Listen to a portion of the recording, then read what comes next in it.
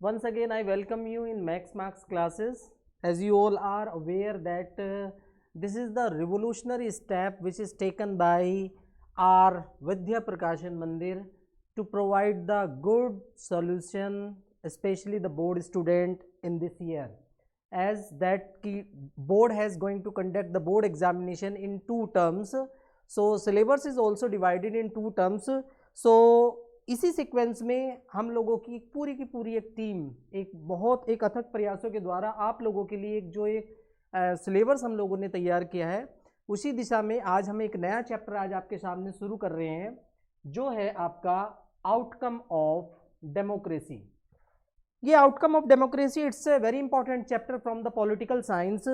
Before starting this chapter I suppose to discuss the meaning of this, that what is the meaning of democracy, democracy का meaning क्या होता है, उसी के बारे में आज हम लोग 1 to 1 डिस्कस करेंगे। And I have include the some following point that are related to the chapters and these are the very important key point. So let's discuss all these points 1 to 1 and these points will become more helpful to get the good marks in your examination. Chapter को शुरू करने से पहले सबसे जरूरी aspect ये है कि इसको समझा जाए कि एक्चुअली डेमोक्रेसी है क्या, और तब हम जाके इस पे आएंगे कि आउटकम्स ऑफ डेमोक्रेसी का मतलब क्या है। This is the word democracy. इसको हिंदी में हम लोग बेसिकली बोलते हैं जनतंत्र, या इसको हम लोग लोकतंत्र भी बोलते हैं।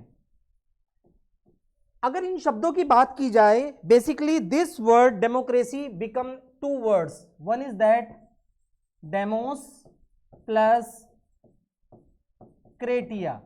अगर हम डेमोस की बात करें, the demos means peoples and cratia means system.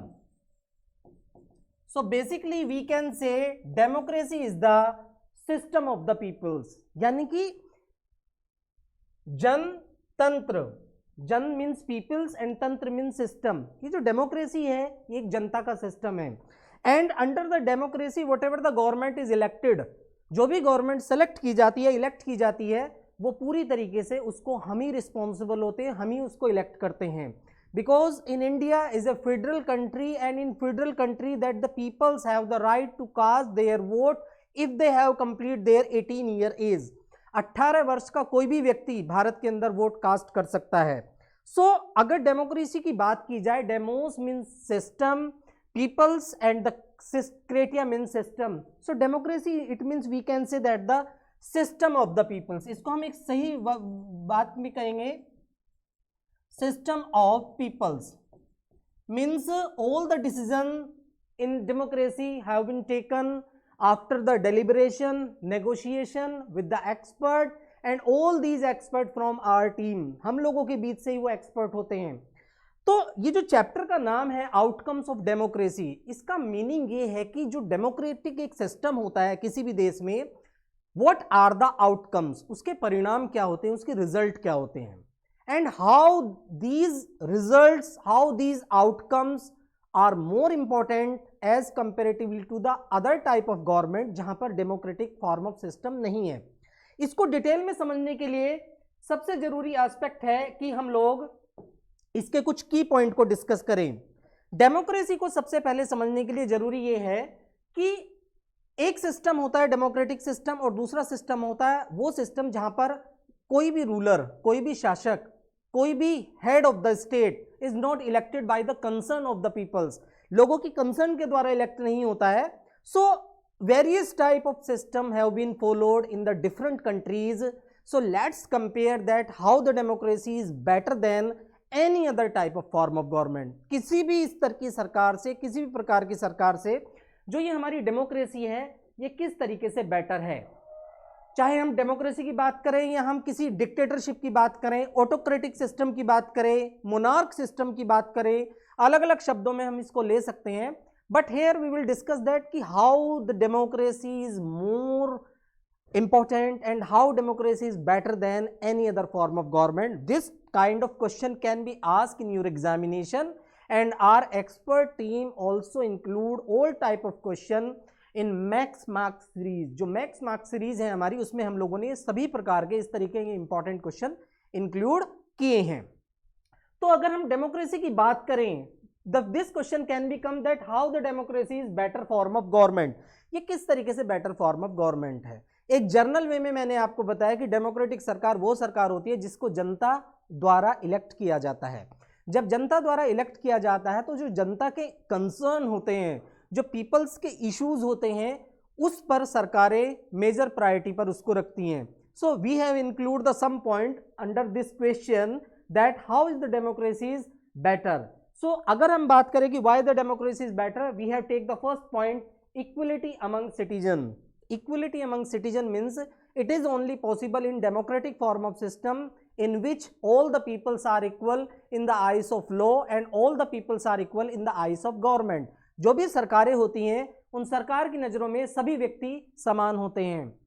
This is not the right of the elected government कि वो किसी भी तरीके से दो व्यक्तियों के मध्य on the basis of race, caste, creed, colour और किसी भी तरीके से भेदभाव नहीं कर सकती। All the peoples are equal in government. सरकार की नजरों में सभी व्यक्ति समान होते हैं। So this is the first features that democracy promote equality among citizen. जो डेमोक्रेसी होती है वो एक तरीके से इक्वलिटी को प्रमोट करती है सिटीजन के बीच में। This is the second point, enhance the dignity of the individual.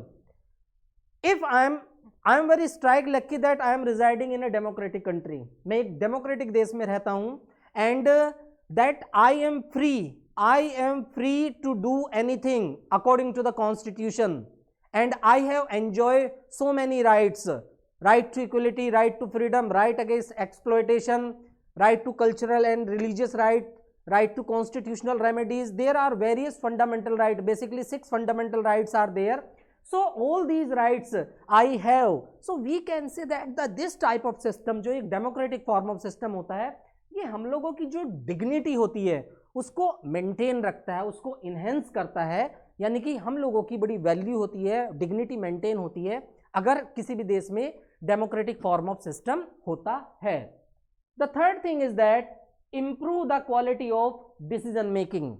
My dear children, if there is a democratic form of system in any countries, all the decision have been taken by the proper concern, all the decision have been taken by the deliberation and negotiation, and all the decision have been taken after proper consult in a particular subject expert। जो भी हमारे subject expert होते हैं proper consent के साथ वो सारे के सारे डिसीजन लिए जाते हैं। मेरा कहने का मतलब ये है बच्चों कि जब हम लोग अगर डेमोक्रेसी को कंपेयर करें any other form of government से, आप यहाँ पे सीधा डिक्टेटरशिप की बात करें, अगर हम डिक्टेटरशिप की बात करें, इन डिक्टेटरशिप में ये सारी की सारी चीजें नहीं मिलती हैं। It is only possible only in democracy. जो हमारा डेमोक्रेसी सिस्टम होता है, जो डेमोक्रेटिक फॉर्म ऑफ सिस्टम होता है, वहीं पर ये सारी चीजें पॉसिबल हो सकती हैं। सो जो हमारा डिसीजन मेकिंग है वो भी इंप्रूव होता है। Next one is to provide a method of resolve conflict. अगर किसी भी तरीके का इशू है, किसी भी तरीके का मतभेद है, these issues can easily sorted out in a democratic form of system. If we are not satisfied the resolution, if we are not satisfied जो भी resolved हुआ है issue, we have the judiciary। हमारे पास जुडिशरी होती है। we can approach to high court, supreme court, any other lower court। हम किसी भी तरीके से अप्रोच कर सकते हैं। तो ये अपने आप में एक बहुत बड़ा कॉन्सेप्ट है। तो क्यों? क्योंकि यहाँ पे किसी भी प्रकार का जो कॉन्फ्लिक्ट होता है उसको रिजोल्व करने की जो स्वतंत्रता है, जो आजादी है, that is only possible in democratic form of system. There is another features that allow rooms to correct mistakes. Suppose that we have did any mistake in a democratic form of system, there is a possibility to improve, there is a possibility to change, there is a possibility to rectified, and all these possible only in democratic form of system. ये सारी की सारी जो चीजें possible हैं हमारे democratic form of system में possible है। So this is the very important question that if we compare democratic form of system with the any other form of system, we can say that democratic form of system is far better as comparatively to the any other type of system। किसी भी प्रकार के system से हमारा जो democratic form of system है वो फार far better है. But if we are going to discuss the outcomes of democracy, so we are supposed to discuss the some demerits or some lackness of the democratic form of system. सारी की सारी हम लोगों इसकी खूबियों की बात कर रहे हैं, हम इन सारी चीज़ों की फीचर्स की बात कर रहे हैं. But my next concern is that कि are these expectation realise under democracy. जो भी ये हमारी एक्सपेक्टेशंस हैं ये डेमोक्रेसी में रियलाइज्ड होती हैं या नहीं होती हैं. अब अगर हम डेमोक्रेटिक फॉर्म ऑफ सिस्टम की बात करते हैं तो डेमोक्रेटिक फॉर्म ऑफ सिस्टम में राइट टू फ्रीडम होता है, राइट टू चूज लीडर होता है, राइट टू वोट होता है, राइट अगेंस्ट एक्सप्लॉयटेशन होता है, तमाम तरीके की सारी चीजें होती हैं. And all these things are possible only in democratic form of system. But suppose that there is a democratic form of system and we are the citizen of our democratic country. किसी भी तरीके से अगर हमारी expectations पूरी नहीं होती हैं, किसी भी तरीके से अगर हमारी जो इच्छाएं हैं वो पूरी नहीं होती है डेमोक्रेटिक फॉर्म ऑफ सिस्टम में, so we start blaming the system of democracy. जो हम लोग जो हैं उसको ब्लेम करना शुरू कर देते हैं. This is the first demerits of the democratic system. इसको डिमेरिट कह लीजिएगा या ये कह लीजिएगा कि if our expectations are not fulfil, अगर हमारी एक्सपेक्टेशंस फुलफिल नहीं होती हैं, so every citizen of India start blaming. जो अपना एक सिस्टम होता है उसको ब्लेम करना शुरू कर देते हैं. We always remember our right, we don't know our duties. If we remember our duties, अगर हम अपनी ड्यूटीज को रिमेंबर करेंगे तो ये जो ब्लेमिंग शब्द है हो सकता है इसको यूज करने की आवश्यकता ना पड़े. So if our expectations are not fulfil, so we always start blaming. हम उसको ब्लेमिंग करना शुरू कर देते हैं. और वी कैन से दैट कि this type of system is not good. सबसे अच्छा सिस्टम सऊदी अरेबिया का है, सबसे अच्छा सिस्टम उस देश का है, उस देश का है. We start comparing that this democratic form of system is not suitable for us. तमाम तरीके के एक्सपेक्टेशन, तमाम तरीके के जो एजम्पशंस हैं वो हम लोग करना शुरू कर देते हैं. बट ऐसा नहीं है. If we are residing in the democratic form of system, we are suppose to believe. उस सिस्टम पे हमें बिलीव करना पड़ेगा and we should be part of this system. And we can become a part of this system if we concern our duties. अगर हम अपनी duties से concern हैं.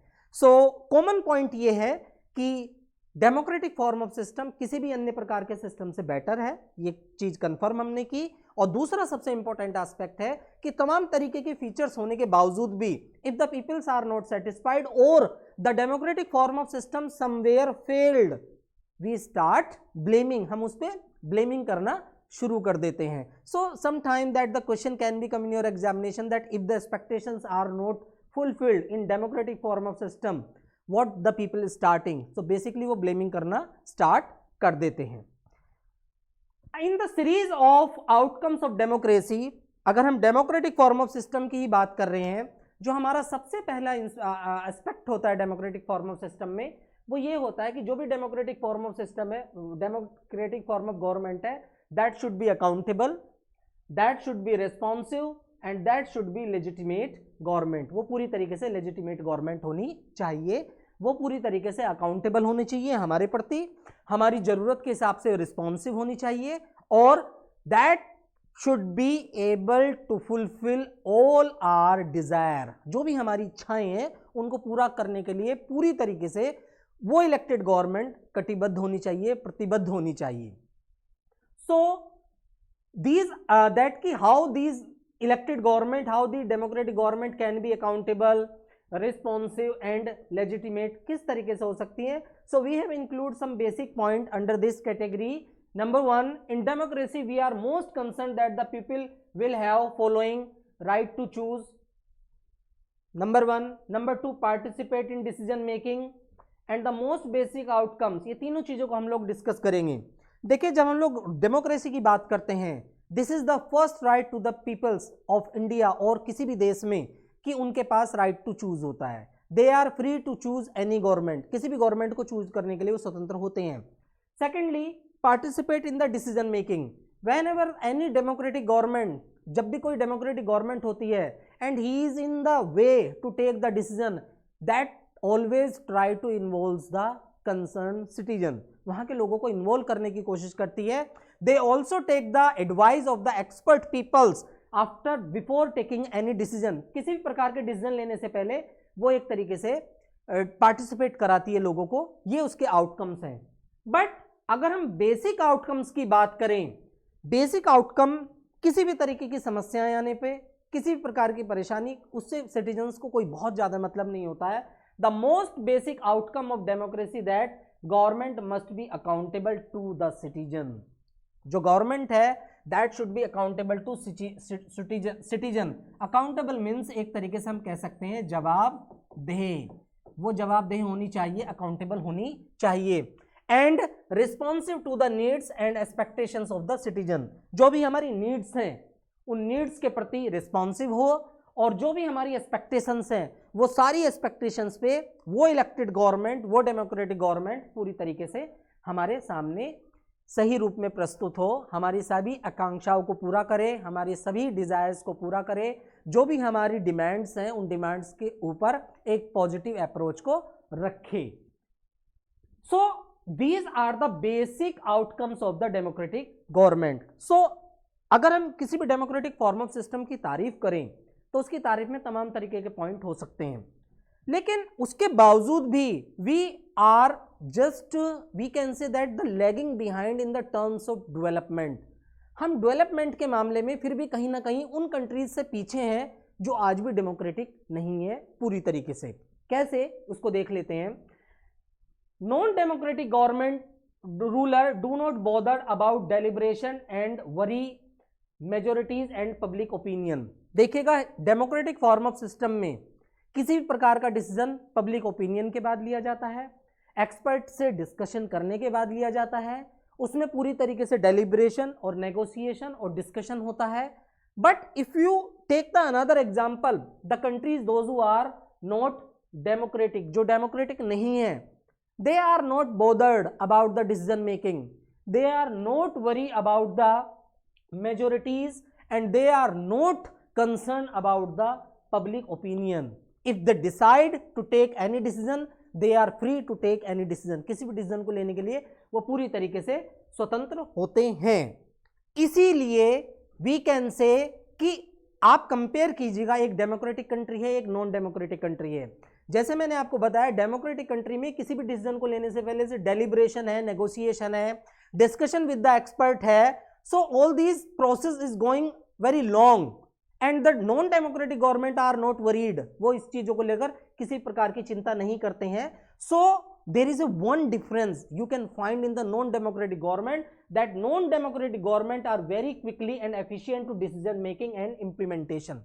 कोई भी नॉन डेमोक्रेटिक कंट्रीज को डिसीजन लेना है, उसको कोई चीज इंप्लीमेंट करनी है, वो किसी भी चिंता किए बिना क्विकली अपना डिसीजन लेते हैं और उन डिसीजन को इजीली वो इंप्लीमेंट भी करते हैं। इसके विपरीत आप अगर डेमोक्रेसी की बात करते हैं, in democracy as I told you that the based on deliberation and negotiation, so some delay in the decision making. यहां पर डेलिब्रेशन होता है, नेगोशिएशन होता है, एक्सपर्ट से राय ली जाती है, एक्सपर्ट से राय लेने के बाद उसके इम्प्लीमेंटेशन, उसके एग्जीक्यूशन में क्या क्या प्रॉब्लम्स आ सकती हैं, सारी चीज़ों को देखने के बाद उसका समाज के किस वर्ग पर क्या प्रभाव पड़ेगा, किसी भी स्कीम का क्या इम्पैक्ट होगा, वो सारी चीज़ें देखने के बाद ही डिसीजन लेती है। और जब democratic form of government decision लेती है, that decision is become so delay as comparatively to the non democratic government. Non democratic government सभी प्रकार के डिसीजन आसानी से लेती है। लेकिन आप इसको फीचर्स की तरह मत देखिएगा, इसमें आप ये देखिएगा कि जब भी एक लोकतांत्रिक सरकार, जब भी एक डेमोक्रेटिक गवर्नमेंट डिसीजन लेती है, वो बेसिकली सभी के आउटकम्स को, सभी के इनपुट्स को इंक्लूड करती है and they also try to make the policies for the next few year के लिए कुछ पॉलिसीज बनाने का काम करती है। Decision are based on norms and procedure, ये सबसे बड़ी खास बात है डेमोक्रेटिक फॉर्म ऑफ सिस्टम की।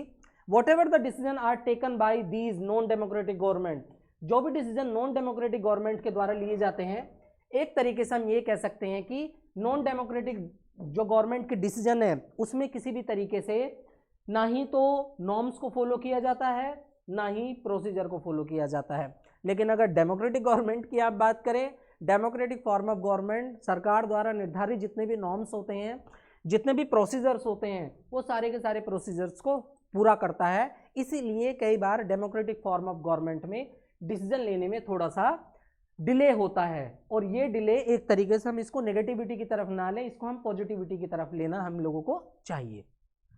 दूसरा एक और इंपॉर्टेंट पॉइंट है इकोनॉमिक ग्रोथ एंड डेवलपमेंट। ये जैसे मैंने थोड़ा सा भी आपको बताया, you take the example of 2 countries, आप 2 कंट्रीज का एग्जाम्पल लीजिएगा। एक कंट्री वो है जो डेमोक्रेटिक है, पूरी तरीके से आज़ाद है, और यहाँ पर सरकार चुनने का अधिकार जनता के पास होता है। जब जनता के पास होता है और सारे के सारे डिसीजन जनता के फेवर में लिए जाते हैं, but if you talk about the economic growth rate, अगर हम इकोनॉमिक ग्रोथ रेट और डेवलपमेंट की बात करें, अगर हम विकास की बात करें, अगर हम डेवलपमेंट की बात करें, तो आप पाएंगे कि जो नॉन डेमोक्रेटिक गवर्नमेंट होती है वो इकोनॉमिक ग्रोथ के मामले में डेवलप्ड कंट्री से, जो डेमोक्रेटिक कंट्री है उनसे थोड़ा सा ऊपर होती है। आज देखिए हिंदुस्तान को देखिएगा, India is the got independence in 1947, तब से लेकर आज तक आज भी इंडिया की इकोनॉमिक ग्रोथ उतनी अच्छी नहीं है, और ऐसे बहुत सारे एग्जांपल्स आपको मिल जाएंगे जो नॉन डेमोक्रेटिक कंट्री हैं या पूरी तरीके से डेमोक्रेटिक नहीं है, उनकी जो इकोनॉमिक ग्रोथ है वो बहुत अच्छी होती है। Non democratic country have the higher rate of economic growth, it is true, ये पूरी तरीके से ट्रू है। क्यों ट्रू है? क्योंकि वो डिसीजन लेने में कोई डिले करते ही नहीं है, ना ही नॉर्म्स को फॉलो करते हैं, ना ही प्रोसीजर फॉलो करते हैं, और जो उनको डिसीजन लेना वो लेते हैं। But due to this reason we can not democracy. लेकिन अगर मैंने आपसे ये कहा कि डेमोक्रेटिक गवर्नमेंट कम डेवलप्ड होती हैं, नॉन डेमोक्रेटिक गवर्नमेंट ज़्यादा डेवलप्ड होती हैं, उसके बावजूद भी तमाम तरीके के फीचर्स, तमाम तरीके की अच्छाइयाँ, तमाम तरीके के गुण डेमोक्रेटिक फॉर्म ऑफ सिस्टम में होते हैं, कुछ कमी होने के बावजूद भी आप डेमोक्रेसी को रिजेक्ट नहीं कर सकते हैं। Democracy is the best way, democracy is the best way system so that the peoples, those who are residing in any country are just following the democratic system, उनसे ज़्यादा खुशहाल कोई व्यक्ति नहीं है। तो इकोनॉमिक ग्रोथ रेट के आधार पर हम लोग एक तरीके से डेमोक्रेसी को नेग्लेक्ट नहीं कर सकते हैं। इसका एक कारण भी है, अगर हम इकोनॉमिक ग्रोथ रेट की बात करते हैं तो इकोनॉमिक ग्रोथ रेट के कुछ फैक्टर्स होते हैं, these can be asked by the examiner. Number one है आपका, इसके कुछ फैक्टर्स होते हैं, फैक्टर्स में हम इसमें से कुछ फैक्टर्स ले सकते हैं कि इकोनॉमिक ग्रोथ रेट के क्या क्या फैक्टर्स होते हैं। मान के चलिए आप इंडिया की बात कीजिएगा, इंडिया में जो इकोनॉमिक ग्रोथ रेट है, इकोनॉमिक ग्रोथ रेट वो बहुत ज़्यादा कम है। उसके कम होने के कुछ कारण हो सकते हैं, जैसे कि एक कारण हो सकता है पॉपुलेशन, जो जनसंख्या वृद्धि है ये एक कारण हो सकता है जिसकी वजह से देश के अंदर पॉपुलेशन ग्रोथ बहुत ज़्यादा कम है। इसके अलावा जो ग्लोबल सिचुएशन है that is the another factor of the slow economic growth. इसके अलावा आपका पॉवर्टी और इसके अलावा आपका इलिटरेसी भी एक कारण हो सकता है जिसकी वजह से देश में इकोनॉमिक ग्रोथ रेट थोड़ा सा कम होती है। तो ये कुछ ऐसे फैक्टर्स हैं जिसकी वजह से हम कह सकते हैं कि देश के अंदर इकोनॉमिक ग्रोथ रेट कम है, बट उसके बावजूद भी on the basis of these factor you can not neglect democracy. आप डेमोक्रेसी को नेग्लेक्ट नहीं कर सकते हैं, आप इसको पूरी तरीके से बंद नहीं कर सकते हैं, पूरी तरीके से इसको नकार नहीं सकते हैं। डेमोक्रेसी अपने आप में गुड सिस्टम है and we are very strike lucky that we are residing in a such type of system those who followed the proper norms and procedures, पूरे के पूरे नॉर्म्स एंड प्रोसीजर को फॉलो करते हैं। इसके अलावा reduction of inequality and poverty, ये थोड़ा सा हम लोगों को डिस्कस करना है कि reduction of inequality and poverty, basically किसी भी डेवलप्ड कंट्रीज की बात करें या डेमोक्रेटिक कंट्रीज की बात करें, वहाँ पर इनइक्वालिटी और पॉवर्टी बहुत ज़्यादा पाई जाती है। You can take the example of India, Pakistan, Bangladesh. आप इंडिया, पाकिस्तान, बांग्लादेश को आप ले लीजिएगा, you can find that the so many people are residing in the below poverty line.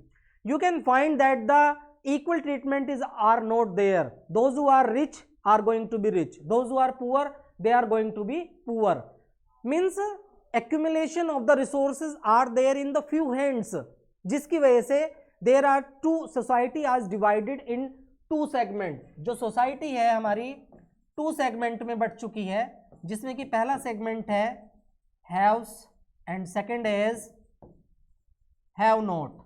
आप इसको ये भी कह सकते हैं रिच एंड पुअर। दो सोसाइटी में बढ़ चुकी है और इसके लिए जरूरी ये है कि सरकार कुछ ऐसे कदम उठाए, सरकार कुछ ऐसे नियम बनाए जिसकी वजह से हम ये कहें कि सभी लोगों को समान प्रकार के अधिकार, सभी लोगों को समस्त प्रकार की जो आवश्यकताएं हैं वो मिलती हैं। सो मेरा कहने का मतलब ये है कि more than development from democracy we expect reduce economic disparities. देखिएगा, हम लोग ये चाहते हैं कि डेवलपमेंट तो हो, लेकिन डेवलपमेंट होने के साथ साथ जो डेवलपमेंट का फोकस है वो सबसे ज़्यादा इस ओर होना चाहिए कि जो भी इकोनॉमिक और सोशल डिस्पैरिटीज समाज में पाई जाती हैं वो पूरी तरीके से खत्म होनी चाहिए। इसके अलावा अन्यथा और कोई ज़्यादा एक्सपेक्टेशंस हम लोग डेमोक्रेसी से नहीं रखते हैं। There is a last point of this lesson, that dignity and freedom of the citizen. अगर हम dignity and freedom of the citizen की बात करें, democracy is always in favour to maintain the dignity and freedom of the peoples. विभिन्न प्रकार की जो freedoms हैं हम लोगों को मिली हुई हैं, बेसिकली एक आपका राइट टू फ्रीडम है, and under right to freedom we have various type of freedom, जिसमें कि राइट टू चूज है, राइट टू वोट है, right to form union, right to form union and association. These are the various type of freedoms have been given under this right. और जो dignity हमारी maintain होती है वो सबसे ज़्यादा एक तरीके से हम ये कह सकते हैं कि हमारी डेमोक्रेसी में मेंटेन होती है। So this is all about this chapter, and these are the basic things and most of the question can be come in this chapter। इस चैप्टर से सबसे ज़्यादा क्वेश्चन आ सकते हैं। जो हमारा नेक्स्ट लेक्चर होगा बच्चों, उस नेक्स्ट लेक्चर में हम इस चैप्टर के जो भी क्वेश्चन आंसर्स हैं उन क्वेश्चन आंसर्स को हम लोग डिस्कस करेंगे। सो बी विद अस, हमारे साथ बने रहिएगा, और इस चैप्टर से रिलेटेड कोई भी क्वेरीज है उन क्वेरीज को आप एक तरीके से शॉर्ट आउट कर सकते हैं, और हमसे किसी प्रकार के डाउट हैं आप उसको ले सकते हैं। So we have explained all the points. If you have any doubt regarding any topics, you can send message to us. You can send some message on the chat box. You can also mail us. आप हमें mail भी कर सकते हैं। So thank you very much student. We will meet in the next lesson, in next lecture in which we will discuss all the question answer. So thank you very much.